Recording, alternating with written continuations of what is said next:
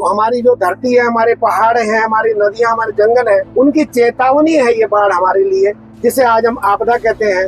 दरअसल ये प्राकृतिक आपदा नहीं है, मानव जनित आपदाएं हैं ये।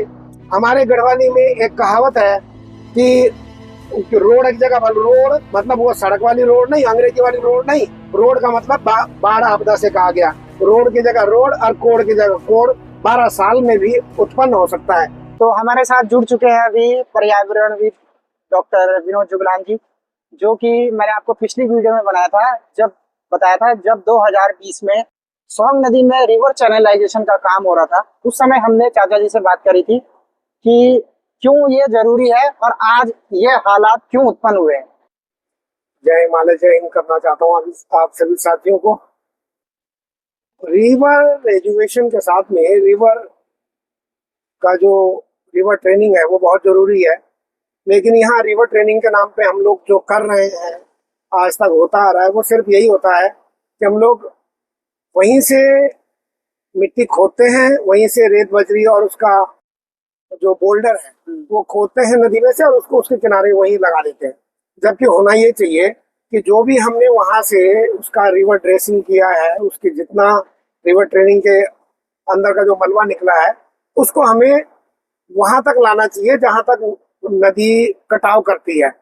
और उस क्षेत्र में हमें पेड़ अधिकाधिक मात्रा में, बहुतायत मात्रा में लगाने चाहिए। पर होता यह है कि हम लोग उसको एक नहर की तरह ले जाते हैं। बाद में वो जो दीवार है जो हमने रिवर ट्रेनिंग के दौरान वहाँ खड़ी की थी, वो इस तरह की हो जाती है। सामने जैसे सामने ही दिख रही है, ये आप देख सकते हैं सामने की, मतलब नदी यहाँ आ गई है और वो बीच में ही खड़ा रह गया। तो इस तरह मैंने उस टाइम भी कहा था। पर उस समय होता यह है कि अधिकारी गण जो है अपनी मनमानी चलाते हैं और अंग्रेजी बोलने लगते हैं। तो उस टाइम पे फिर उन लोगों को अगर ज्यादा कहो तो फिर वो कहते हैं कि नहीं, आप करा लीजिए जिनसे कराना है। और इस तरह की छोटी छोटी बातें जो है वो आगे बढ़ती रहती हैं। लेकिन मेरा जो मानना है, small small good thing makes us perfect and perfection is not a small thing. हम लोगों को जो छोटी छोटी अच्छी चीजें हैं उन चीजों पर ध्यान देना होगा। हम लोगों को जो इतनी बड़ी बाढ़ आपदा आ रही है, दरअसल ये बाढ़ और आपदा नहीं है, ये नदियों का जो हमारे द्वारा नदियों के ऊपर किए जा रहे अत्याचार हैं। छोटे छोटे नदी नालों के माध्यम से उन पे कूड़ा करकट बहा करके लाया जा रहा है, नदियों में फैलाया जा रहा है, वो गंगा जी तक पहुंचता है। तो ये गंगा जी के प्रति जो आस्था रखने वाले लोग हैं उनकी आस्थाएं प्रभावित होती हैं। हमारी जो सदा नीरा नदियां हैं, वो सदा नदियां नीरा अपना गुस्सा, अपना आक्रोश जाहिर करती हैं इस बाढ़ आपदा के माध्यम से। और ये तो हमारी जो धरती है, हमारे पहाड़ हैं, हमारी नदियां, हमारे जंगल है, उनकी चेतावनी है ये बाढ़ हमारे लिए, जिसे आज हम आपदा कहते हैं। दरअसल ये प्राकृतिक आपदा नहीं है, मानव जनित आपदाएं हैं ये, कि हम लोगों ने पहाड़ों को इतना काट दिया है कि आज पहाड़ अपना जो शून्य है वो उसको तोड़ रहे हैं। अपनी जितनी उनकी गरिमा थी, वो गरिमा जब ध्वस्त होते हुए दिखती है, तो वो अपना जो उनका शून्यपन था वो कहीं ना कहीं पहाड़ों को उजड़ते हुए वो अपना मौन तोड़ करके आपको दिखाते हैं कि हम लोग अपने रास्ते खुद बनाते हैं। और हमारे गढ़वाली में एक कहावत है कि रोड एक जगह रोड मतलब वो सड़क वाली रोड नहीं, अंग्रेजी वाली रोड नहीं। रोड का मतलब बाढ़ आपदा से कहा गया।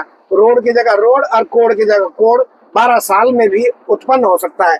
मतलब कि अगर किसी के परिवार में कुष्ठ है तो वो आने वाली कई पीढ़ियों के बाद भी वहां पर उत्पन्न हो जाता है। उसी तरह से नदियां आज बेशक अपना स्वरूप बदल चुकी हो, कहीं दूसरी तरफ को बह चुकी हो, तो उन्हें ये मत समझो कि ये जगह इसने छोड़ दी है तो इस पे आप कब्जा कर लोगे, घर बना लोगे, मकान बना लोगे। वो जब वापस आएंगी तो वो आपकी रजिस्ट्री नहीं देखेंगी, वो ये नहीं देखेंगे कि किस पटवारी ने कितने पैसे खा करके आपको कहाँ पर कब्जा दिलाया था। वो अपना मौन तोड़ते हुए, आपकी रजिस्ट्री को ध्वस्त करते हुए, आपके तंत्र के भ्रष्टाचार को तोड़ते हुए, आपके जो छोटे छोटे आपने प्रयास किए उनको तोड़ते हुए अपना रास्ता फिर से वहीं बनाती है जहां से वो आज से कम 20, 50, 40 साल पुराने जो उनके रास्ते थे उन्हीं पर चलती हैं। ये उसी का स्वरूप है। आज हम देख रहे हैं ये जो खादर क्षेत्र है, नदी द्वारा बहाकर लाई गई उपजाऊ मिट्टी का ये जो मैदान है, आज इसका अस्तित्व खतरे में है। और इसके सबसे बड़े जो जिम्मेदार हैं वो जिम्मेदार हम हैं। उसके सबसे बड़े जो जिम्मेदार हैं हमारे द्वारा चुनित वे विधानसभा के प्रत्याशी हैं कि जिन्होंने वहां विधानसभा में जाकर के अपना हक अधिकार मांगना था। सरकार को, केंद्र के सरकार को कहना था कि हमें यहाँ पर बाढ़ आपदा नियंत्रण के लिए यहाँ पर एक रिटेनिंग वॉल चाहिए, सुरक्षा दीवार चाहिए। आज हमारा जो सुरक्षा दीवार है वो central water commission board Patna में लगभग 20 सालों से अटका हुआ है। पूछना होगा उनसे, प्रश्न पूछना होगा, उनके खिलाफ खड़े होना होगा, पूछना होगा, लेकिन लोग पूछते नहीं है। लोग पूछेंगे तो उन्हें लगेगा कि हमें किसी को बुरा लगेगा। आज मेरे इधर भी, मैं जहाँ खड़ा हूँ, मेरे बाईं ओर भी पानी है, दाएं ओर भी पानी है, और ये यहाँ आप देख रहे हैं कि मैं कहीं यहाँ नदी की धरती पर नहीं खड़ा हूँ। मैं जो खड़ा हूँ यहाँ खेत में, मेरे पीछे जो खेत हैं, ये खेत जलमग्न हो चुके हैं। इन जलमग्न खेतों की जो कहानी है, जो हमारे किसानों के रोते हुए, किसानों के आंसू हैं, वो भी आपको दिखाई दे रहे हैं। दाईं ओर जो कूड़ा करकट हम लोगों ने नदी नालों में फैलाया है, वे पूरा देहरादून से होते हुए, रिस्पना से होते हुए, सुसवा नदी से होते हुए, सौंग नदी से होते हुए गंगा जी के अस्तित्व को यहाँ पर अभी चुनौती दे रहा है। और लगातार हमारे जो जलीय जीव हैं वो प्रभावित होते हैं। उनकी भी तो अपनी कोई ना कोई जीवन है। खादर मेरी जन्मभूमि है, हमारी कर्म भूमि है, इसलिए मुझे कहते हुए कोई पीड़ा नहीं है, कोई संकोच नहीं है, कोई लाज नहीं है, कोई डर नहीं है, कोई भय नहीं है कि हमें अपने माननीयों से ये प्रश्न पूछने का अधिकार है कि हमारी खदरी में, खास करके जो हमारा छिद्रवाला से लेकर के और यहाँ गंगा जी के तट तक का हमारा पूरा क्षेत्र है, इस पर तटबंध आज तक क्यों नहीं बना। कि ये जिस पर मैं आज जिस तटबंध पर खड़ा हूँ, ये जो तटबंध आज 15 साल 20 साल के बाद टूट रहे हैं, ये तत्कालीन माननीय जो यहाँ के बाढ़ एवं आपदा मंत्री, सिंचाई मंत्री रहे सूरवीर सिंह सजवान जी की देन थी। उन्होंने अपने